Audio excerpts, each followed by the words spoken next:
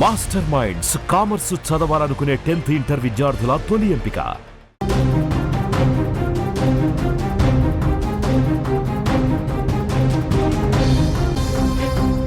Breaking news చూస్తున్నాం. హైదరాబాద్ జీడిమెట్లలో ఈ దారుణం జరిగింది. ఫోక్ సింగర్ అంజలి దారుణ హత్యకు గురైంది.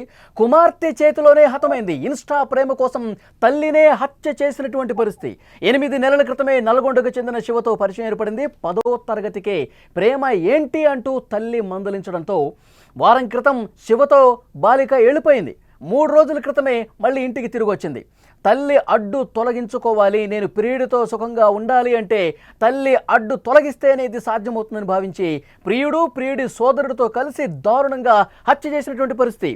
అంజలి చాకలి ఐలమ్మ ముని మనవరాలుగా తెలుస్తోంది. అంజలి ఫోక్ సింగర్, ఉద్యమ పాటలు పాడుతున్నటువంటి నేపథ్యం కూడా ఉంది. జీడిమెట్లో దారుణానికి సంబంధించిన వార్త మనం చూస్తున్నాం. ప్రముఖ ఉద్యమ గాయని ఫోక్ సింగర్ అంజలి సొంత కూతురు చేతిలోనే దారుణంగా హత్యకు గురైనటువంటి పరిస్థితి ఉంది. ప్రియుడితో కలిసి తల్లిని చంపేసింది. 10వ తరగతి చదువుతున్న ఈ బాలిక ఈ దారుణానికి ఒడిగట్టడం నివ్వెరపరుస్తున్నటువంటి పరిస్థితి ఉంది. అంటే ముగ్గురు కూడా మైనర్లు. తల్లి అంజలిని చంపిన వాళ్ళలో కూతురు మైనరే, ఆ ప్రియుడు ఎవరైతే ఉన్నారో అతను మైనరే, అతనికి సహకరించిన ప్రియుడి బ్రదర్, ముగ్గురు కూడా మైనర్లే ఇంత దారుణానికి హత్య చేసి చంపేంతటువంటి దారుణానికి ఒడిగట్టిన పరిస్థితుంది.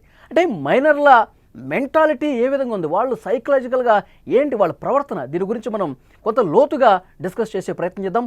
లైవ్లో జాయిన్ అయ్యారు ప్రముఖ సైకాలజిస్ట్ వీరేంద్ర గారు, వారితో మాట్లాడదాం. వీరేంద్ర గారు నమస్కారం సార్. నమస్కారం. వీరేంద్ర గారు, మనం ప్రతిరోజు వార్తలు చూస్తూ ఉంటాం, వింటూ ఉంటాం. రోజుకి అంటే సభ్య సమాజం తలదించుకునే ఘటనలు రోజు మనం చూస్తూనే ఉన్నాం. ఇవాళ ఇంకొక కొత్త వార్త, ఇప్పుడు నేను చెప్పింది, నేను లైవ్లో చదివింది మీరు కూడా వినే ఉంటారు. 10వ తరగతి సార్, మైనర్ కన్న కూతురే తల్లిని దారుణంగా ఒక సుత్తితో తీసుకుని, ఒక ఆయుధం తీసుకుని తల మీద మోది పీకతో కత్తితో కోసి, అంటే కనిపించినటువంటి ఆ ప్రేమ కూడా ఏమైపోయిందో అర్థం కాని పరిస్థితి. ఎలా చూస్తారు సార్ ఆ మైనర్ల మెంటాలిటీని, మీరు ఎట్లా చెప్తారు? అంటే ఇప్పుడు ఇట్లాంటి హత్యలు చేసే లక్షణం ఉన్న వాళ్ళ స్టేట్ ఆఫ్ మైండ్ ఆల్రెడీ వాళ్ళకి మెంటల్ హెల్త్ ఇష్యూ ఉంటుందండి. అన్ఫార్చునేట్ ఏంటంటే మనకు మెంటల్ హెల్త్ కి సంబంధించి ఎక్కువ అవేర్నెస్ మన సమాజంలో పిల్లలు టీనేజ్ వయసులో వచ్చినప్పటి నుంచి అవి చాలా ప్రిడామినెంట్ గా వాళ్ళ ప్రవర్తనలో, వాళ్ళ మాటల లోపల, వాళ్ళ ప్రవర్తనలోనే మనకు కనిపిస్తూ ఉంటుంది. కానీ వాటికి పట్ల ఎట్లా గుర్తించాలి? ఇట్లాంటి ప్రవర్తన ఉన్నప్పుడు మన నిజంగానే అది మానసిక సమస్యనా? లేదు ఏంది పీరియడ్ ఫేజ్ టీనేజ్‌లో ఒక ఫేజ్ అనుకోని చాలా మంది ఇగ్నోర్ చేస్తుంటారు. సో, ఆ ఇగ్నోరెన్స్‌లో భాగంగానే ఐ థింక్ ఈ అమ్మాయి వాళ్ళ తల్లిని చంపించుండొచ్చు. అయితే ఇప్పుడు తల్లిని చంపే కంటే ముందు వాళ్ళ ఫ్యామిలీ స్టేట్ ఆఫ్ సిట్యుయేషన్ ఏందో మనకు తెలీదు. మేజర్‌గా ఇట్లాంటి సంఘటనలు ఎప్పుడు జరుగుతాయంటే ఆహ్, టీనేజర్‌కి మెంటల్ హెల్త్ ఇష్యూ గ్యారంటీ‌గా ఉండి ఉంటది. రెండోదేంటంటే ఫ్యామిలీ నేచర్ ఎట్లా ఉందో మనకు తెలీదు. ఇందులో ఇట్లాంటి సంఘటనలు మాత్రం ఒక డిస్‌ఫంక్షనల్ హోమ్ అంటే ఇంట్లో తల్లి, తండ్రి తర్వాత పిల్లలు వాళ్ళ మధ్య అవగాహన ఎట్లా ఉందో మనకు తెలీదు. వాళ్ళ మధ్యలో ఎలాంటి డిస్టర్బెన్సెస్ నడుస్తున్నాయో మనకు తెలీదు. కానీ ఇట్లాంటి హత్యలు జరగడానికి ప్రధాన కారణం రీసెర్చ్ ఏం చెప్తదంటే, ఒక డిస్‌ఫంక్షనల్ హోమ్ ఉన్న హోమ్‌లోనే ఇలాంటి లక్షణాలు ఉన్న వ్యక్తులు తయారవుతారు. ఇలాంటి సంఘటనలు కూడా అలాంటి వాళ్ళ ఇంట్లోనే జరుగుతది. అలాంటి వాళ్ళ ఇళ్ళలోనే కుటుంబాల సభ్యులకు ఎవరికి గూడా ఒక ప్రాపరు హార్మోనియస్ కమ్యూనికేషన్ ఉండదు. తర్వాత రెగ్యులర్గా ఎవరు తల్లిదండ్రులు పిల్లల మంచి కోసమే చెప్తా ఉంటారు. వాళ్ళు ఏదైనా మందులించారంటే మనకు బాగు కోసమే చెప్తా ఉంటారు. ఇలాంటి ఆలోచన స్థాయి అనేది వాళ్ళకి లేదంటారా? అంటే యాక్చువల్గా మైనర్లు ఆ స్థాయిలో ఆలోచించరు. కాకపోతే చంపే వరకు వచ్చిందంటే పరిస్థితి వేరేలా ఉంది. అని అదే. అంటే మనం దీన్ని జనరల్‌గా టీనేజ్ అందరూ ఇట్లే ఉంటారని మనం ఒక ఘటన కట్టి చెప్పలేము. ఇలాంటి హత్య ఆహ్, వరకు కూడా వెళ్ళగలిగే స్టేట్ ఆఫ్ మైండ్ ఉంది అనంటే, వాళ్ళ మానసిక స్థితి సరిగ్గా ఉండదనే అర్థం చేసుకోవాలి మనం. ఇంకోటి తల్లిదండ్రులకు, పిల్లలకు మధ్య ఉన్న కమ్యూనికేషన్ ప్యాటర్న్. అంటే పిల్లలు పెరుగుతున్న క్రమం లోపల తల్లి పిల్లలు ఏ రకంగా మాట్లాడుకుంటున్నారు? తండ్రి తర్వాత తల్లి వాళ్ళ మధ్య కమ్యూనికేషన్ ఎట్లా ఉంది? తర్వాత తల్లిదండ్రులు పిల్లలతోటి ఏ రకమైన బాంధవ్యాన్ని వాళ్ళు ఏర్పరచుకున్నారు? ఏ రకంగా జీవితాన్ని గడుపుతున్నారు? అనేది గూడా చాలా ప్రభావితం చేస్తుంది. ఈ వ్యక్తుల పట్ల విపరీతమైన అగ్రెషన్ రావడం. ఇప్పుడు ఆ అమ్మాయికి బాయ్ ఫ్రెండ్ ఉండడాన్ని తల్లి వ్యతిరేకించింది. సో, ఈ బాయ్ ఫ్రెండ్ ఉండడాన్ని తల్లి వ్యతిరేకించిన దాన్ని ఈ అమ్మాయి ఎట్ట తీసుకుంది? ఇది నా జీవితానికి ఓ పెద్ద థ్రెట్ లాగా భావించింది. ఇంత చిన్న విషయాన్ని అంత థ్రెట్ లాగా ఎందుకు భావించిందనేదే వాళ్ళ మానసిక స్థితిగతులు చెప్తుంది. కాబట్టి తల్లి నా జీవితానికి, నా ప్రోగ్రెస్‌కు అడ్డం పడుతుంది కాబట్టి, ఆ అడ్డం తొలగించుకుంటేనే నా జీవితం చాలా సేఫ్‌గా, కంఫర్టబుల్‌గా ఉంటుంది అనే ఒక చాలా షార్ట్ సైటెడ్ ఆలోచనతోటి హత్య చేసి ఉండుంటది. సో, అంటే ఏంటి వాళ్ళకి అసలు నేరం హత్య ద్వారా నేరం జరిగిన తీరుని ఒక్కసారి మీకు ఎక్స్‌ప్లెయిన్ చేసే ప్రయత్నం చేస్తా. తల్లి ఒంటరిగా ఉన్నప్పుడు వీళ్ళు ముగ్గురు ఒకేసారి చొరబడ్డారు గదిలోకి. తలకి ఒకళ్ళు ముసుగేశారు. ముగ్గురు కూడా మైనర్‌లు మళ్ళీ. తల్లికి ఒకళ్ళు ముసుగేస్తే, ఇంకొకళ్ళు సుత్తి పట్టుకొని బలంగా తల మీద కొట్టారు. ఇంకొక మూడో హ్మ్. మైనర్ ఏం చేశారు? కత్తి తీసుకొని గొంతు కోశారు. ఎంత దారుణం సార్! మైనర్‌లు వాళ్ళ నేర స్వభావం చూడండి. ఆ నేరం చేసేటప్పుడు వాళ్ళ ప్రవర్తన. అవును. ఇప్పుడు న ఈ వ్యక్తి వల్ల నా జీవితానికి, నా ప్రోగ్రెస్‌కి ఆ థ్రెట్ వస్తుంది అనుకున్నప్పుడు, మన ఆలోచన ఎట్లుంటది? ఆ థ్రెట్‌ను తొలగించుకోవడం మీదనే ఫోకస్ చేస్తాం తప్ప, మనము ఏ పద్ధతిలో చూస్తున్నాము, ఏ పద్ధతిలో వాళ్ళని చంపేస్తున్నాము, ఏ పద్ధతిలో వాళ్ళని ఇది చేస్తున్నాం అనేది ఆలోచనకుండదు. మన ఔట్‌కమ్ మీదనే మన మైండ్ ఎప్పుడు పనిచేస్తూ ఉంటది. ఔట్‌కమ్ మీదనే మనం గురిపెట్టి, మనం అనుకున్న లక్ష్యాన్ని ఎట్లైనా సరే మనం దాన్ని పూర్తి చేసేయాలి అనే భావనతోటే ఉంటారు తప్ప, ఏ పద్ధతి ద్వారా దీన్ని చేస్తున్నాం అనే ఆలోచన జరగదు. అసలు ఈ ముందు చంపడం కంటే ఎక్కువ చంపాలనే ఆలోచన రావడమే మనకు చాలా విషాదకరమైన పరిస్థితి గదా! ఒక టీనేజ్‌లో ఉండి అందులో అమ్మను చంపాలనే ఆలోచన వచ్చిందంటే వాళ్ళ స్టేట్ ఆఫ్ మైండ్ ఎంత పొల్యూట్ అయి ఉంటది. ఎంత డిస్టర్బ్ స్టేట్ ఆఫ్ మైండ్ కలిగి ఉంటది. అలాంటి డిస్టర్బ్ స్టేట్ ఆఫ్ మైండ్ కలిగిన వ్యక్తులుకు మానసిక ఆరోగ్యం ఎట్లా ఉండి ఉంటది?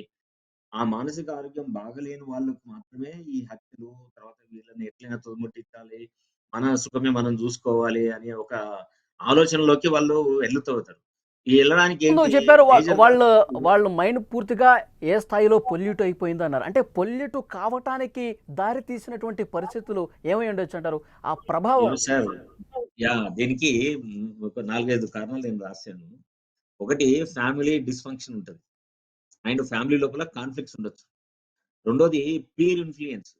తర్వాత ఇలాంటి సంఘటనలు జరిగినప్పుడు సమాజంలో రకరకాల వ్యక్తులు రకరకాలుగా రెస్పాండ్ అయ్యుంటారు. సో, అట్లాంటి ఆ సమాజంలోంచి కొన్ని లెర్నింగ్ అంటాం. సోషల్ లెర్నింగ్ అంటాం. తర్వాత emotional and psychological factors. So, ఆ సైకలాజికల్ ఫ్యాక్టర్స్‌లో ఏముండొచ్చు? ఆల్రెడీ వీళ్ళకి మెంటల్ హెల్త్ ఇష్యూ ఉండొచ్చు.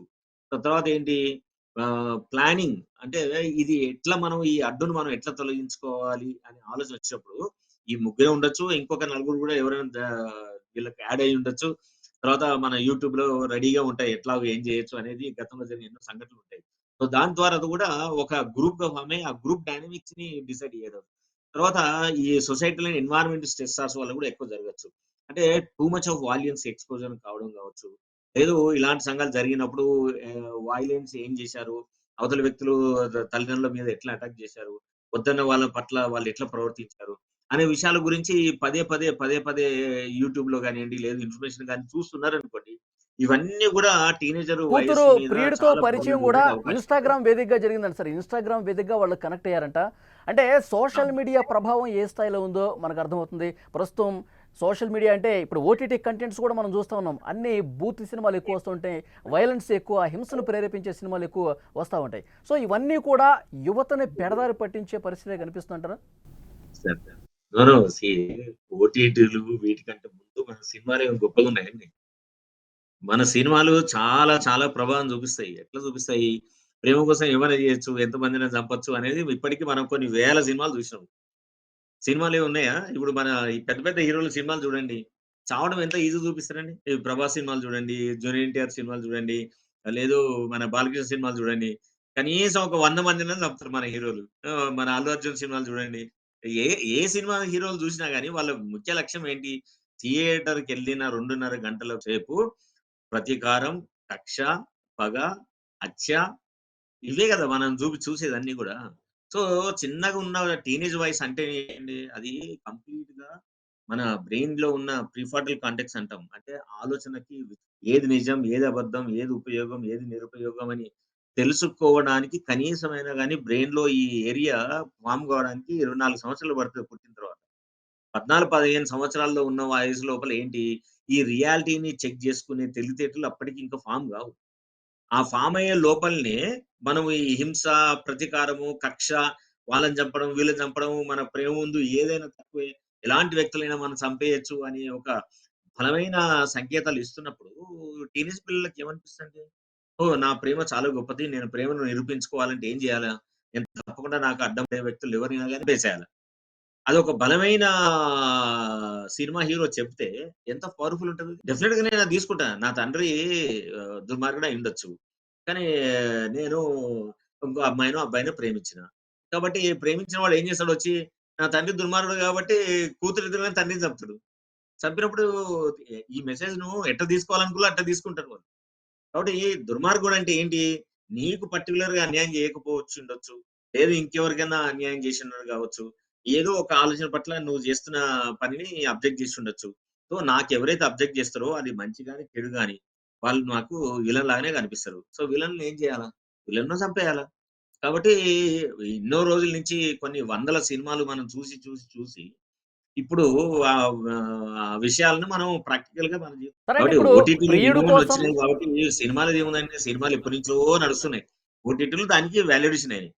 కాబట్టి ఓటీటీని ఒక్కదాన్ని మనం కారణం తీసుకోవచ్చు. ఇట్లాంటి భావజాలాన్ని మనము సమాజంలో విచ్చలవిడిగా మన పిల్లల బుర్రల్లో తోసేస్తున్నాం కాబట్టి పిల్లలు వాళ్ళకి సమాచారం వచ్చినప్పుడు ఆ రకంగానే రెస్పాండ్ అవ్వడానికి ఎక్కువ ఛాన్స్ ప్రియుడు కోసం కన్న తల్లినే దారుణంగా గొంతు కోసి చంపేసిన పరిస్థితి ఉంది. అయితే ప్రియుడు కోసం చేస్తున్నారు, తల్లిని అడ్డు తగిలించుకున్నారు.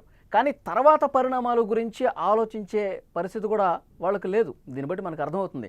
తర్వాత జైలుకి వెళ్తారు, జీవితం కూడా నాశనం అయ్యే పరిస్థితి ఉంది కదా. ఇది అవునండి. ఆలోచించే స్థాయి వాళ్ళకి ఉండదంటారా?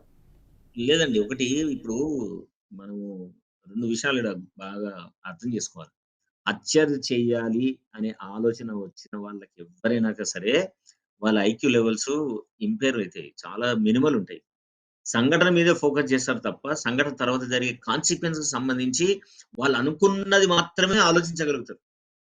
కాబట్టే హత్య చేసిన తర్వాత వాళ్ళేమనుకుంటారు, ఈ హత్యను ఇంకా కొన్ని విషయాల్లో ఇప్పుడంటే వాళ్ళకి తెలిసిపోయింది. వాళ్ళు దొరికిపోయారు. వాళ్ళు ఒప్పుకున్నారు. అవన్నీ జరుగుతాయి. కానీ నిజానికైతే ఏం చేస్తారు, వాళ్ళు హత్య చేసే కంటే ముందు ఓ ప్లాన్ ఏస్తారు. ప్లాన్ చేసుకొని మనం ఇట్లా చేసి మనం అన్నిటిని గుర్తులు చెరిపిద్దాం. ఎవరు మనల్ని గుర్తుపట్టరు అనుకుంటారు. అంటే గుర్తుపట్టకుండా మనం చేస్తున్నామని వాళ్ళకు వాళ్ళే నమ్మించుకుంటారు.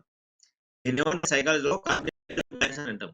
లేదు కన్ఫర్మేటివ్ బయాస్ అంటాం. అంటే మనం చేస్తున్న పని మనకు నచ్చినప్పుడు, మనం ఎట్లా చేస్తే నచ్చుతుందో అలాంటి విషయాలే మనం మాట్లాడుకుంటాం. అలాంటి విషయాలే మనతో మనం చర్చించుకుంటాం. అలాంటి విషయాలే యూట్యూబ్‌లో చూస్తాం. అలాంటివి న్యూస్‌నే మనం చూస్తాం. దాంతోటి ఏమవుతుంది, మన బ్రెయిన్ మననే మోసం చేస్తది.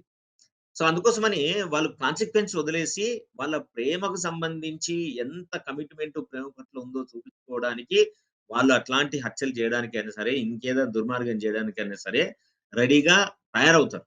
ఎలాంటి వాళ్ళు ఈ మధ్య తయారవుతారు? కాలంలో మనం ఎక్కువ ప్రేమ అంటే చూస్తున్నాం చాలా సార్. గొప్ప ఉండాలని ఎందుకంటే గాదు. మేఘాలయ బ్రెయిన్‌లో ఆల్రెడీ వాళ్ళ మానసిక సమస్య సైకో పాథాలజీ ఉంటది. అలాంటి పాథాలజీ ఉన్న వాళ్ళు మాత్రం ఇలాంటి హత్యలు చేస్తే ఏం కాదు అనే విషయాన్ని ప్రగాఢంగా నమ్మి, ఆ పనులు చేస్తారు వాళ్ళు. సరే, ఈ మధ్యకాలంలో మనం ఎక్కువ చూస్తున్నాం. మేఘాలయ హనీమూన్ మర్డర్ కూడా మీరు వినుంటారు. అవునండి. పెళ్ళైనటువంటి అవును. కొన్ని రోజులకే హనీమూన్ పేరుతో మేఘాలయ తీసుకెళ్ళి చంపేసి లోయలో పడేసిన పరిస్థితి ఉంది. తర్వాత ఎందుకంటే ఇంకో నిన్న గూడా సార్ గద్వాల్లో తల్లిదండ్రులు ఎక్కడో అయింది గదా! కేసు. అవునవునవును. భర్తలను చంపేస్తున్నారు. పెళ్ళై నెల 2 నెలలకే తల్లిదండ్రులను చంపేస్తున్నారు. అంటే వరుస ఈ ఘటనలు జరుగుతున్నటువంటి నేపథ్యంలో వీటికి అడ్డుకట్ట అనేది లేదా? ఎందుకు ఇంత దారుణంగా మనస్తత్వంతో ప్రవర్తిస్తా ఉన్నారు? దీనికి ఏంటి సార్? ఒక ఎండ్ పాయింట్ తీసుకురావాలి. ఈ ఇలాంటివి జరగకూడదు అంటే ఏం చేయాలి? ఇలాంటి జరగకూడదు చేయాలంటే మార్గాలు తప్పకుండా ఉంటాయండి. కానీ ఇది పెద్ద వ్యవస్థ గదా! మన దేశంలో కొన్ని కొన్ని ఆల్‌మోస్ట్ 144,00,00,000 మంది ప్రజానీకం ఉన్నది. దానికి చేయాలంటే ఎవరు జేయాలా? పాలిసీ మేకర్స్ జేయాలా. పాలిసీ మేకర్సును, పొలిటీషియన్స్ ఏం చేయాలి? అంటే మనం మానసిక రుగ్మతల గురించి, మానసిక ఆరోగ్యం గురించి మనం విస్తృతంగా ప్రచారం చేయాలి. చెయ్యాలి. అట్లాగే దానికి మానసిక ఆరోగ్యం బావుందా లేదా టెస్ట్ చేసుకోవడానికి కావాల్సిన అన్నీ ఏమంటారు ఫెసిలిటీస్‌ని మనం ఎస్టాబ్లిష్ చేయాలి. అవి చేయడానికి ప్రభుత్వాలు దే ఆర్ నాట్ సీరియస్. మనం రాకెట్లు పంపడానికి ఇష్టపడతాం. మనము కొన్ని వందల కోట్ల రూపాయలు మనం ఏంది పబ్లిక్ ఫంక్షన్‌లు చేయడానికి ఇష్టపడతాం. కానీ నిజంగానే మనిషికి ఏదైతే ఉపయోగపడుతుందో, మనం అలాంటి పనులు చేయడానికి ప్రభుత్వాలకి ఆలోచన ఉండదు. ఇది మన పొలిటీషియన్‌లు కావచ్చు, లేదు ఈవెన్ పాలిసీలో ఉన్న ఐఏఎస్ ఆఫీసర్‌లయినా గాని, వీళ్ళు దీని పట్ల నిజంగానే చిత్తశుద్ధితో ఉంటే ఎంతసేపు అండి, it's very easy to organise. ఇప్పుడు టీనేజ్ పిల్లలందరూ ఎక్కడ దొరుకుతారండి? మెజారిటీ ఆఫ్ ద టీనేజ్ పిల్లలు స్కూల్‌లో దొరుకుతారు. స్కూల్‌లో వచ్చే ప్రతి స్టూడెంట్ యొక్క హెల్త్ ప్రొఫైల్ అంటే ఫిజికల్ హెల్త్, సైకలాజికల్ హెల్త్‌ని మనం ప్రొఫైల్ చేయొచ్చు. అలాగే ఫ్యామిలీ హెల్త్ ప్రొఫైల్ కూడా మన స్కూల్‌లోనే ఎస్టాబ్లిష్ అయితది. ఇప్పుడు 90% ఆఫ్ ద చిల్డ్రన్ గ్యారంటీ స్కూల్‌కి పోతారు. లేదా అడల్ట్ అయితే కాలేజ్‌కెళ్తారు. సో, ప్రతి ఇన్‌స్టిట్యూషన్‌లో ఉన్న ప్రతి స్టూడెంట్ యొక్క ఫ్యామిలీ హెల్త్ ప్రొఫైలు, అది psychological as well as the physical, అలాగే పేరెంట్స్‌ది మొత్తం ఫైల్ చేసి పెట్టామనుకోండి. వాళ్ళు మనకు చిన్నప్పుడే దొరికిపోతది. వాళ్ళకు ఏమి మెంటల్ హెల్త్ ఇష్యూస్ ఉన్నాయో. సో, మెంటల్ హెల్త్ ఇష్యూ ఉన్నప్పుడు డెఫినిట్‌గా దాన్ని ట్రీట్ చేసామనుకోండి. అది అప్పుడే సమస్య పోతది. వాళ్ళు ఆరోగ్యంగా వాళ్ళ జీవితం గాని, వాళ్ళ కుటుంబానికి గాని ఏ నష్టం రాకుండా వాళ్ళ జీవితం నడిపించుకోవడానికి ఎక్కువ అవకాశం ఉంటుంది. బట్ ఈ కైండ్ ఆఫ్ థాట్ మన ప్రభుత్వాలు చేయకపోవడం చాలా శోచనీయం. మనము మ ప్రపంచంలోనే ఫోర్త్ బిగ్గెస్ట్ ఎకానమీ అని మనం జబ్బలు జరుచుకుంటాం. గొప్ప దేశం అని మనం చెప్పుకుంటాం. కానీ గొప్ప దేశం అంటే ఎప్పుడండి అంటే, దేశంలో ఉన్న ప్రజలు సంతోషంగా ఉండగలగడం, మంచి ఆలోచనతో కలిగి ఉండడం, మంచి బాల్యాన్ని మనం ఇవ్వగలగడం.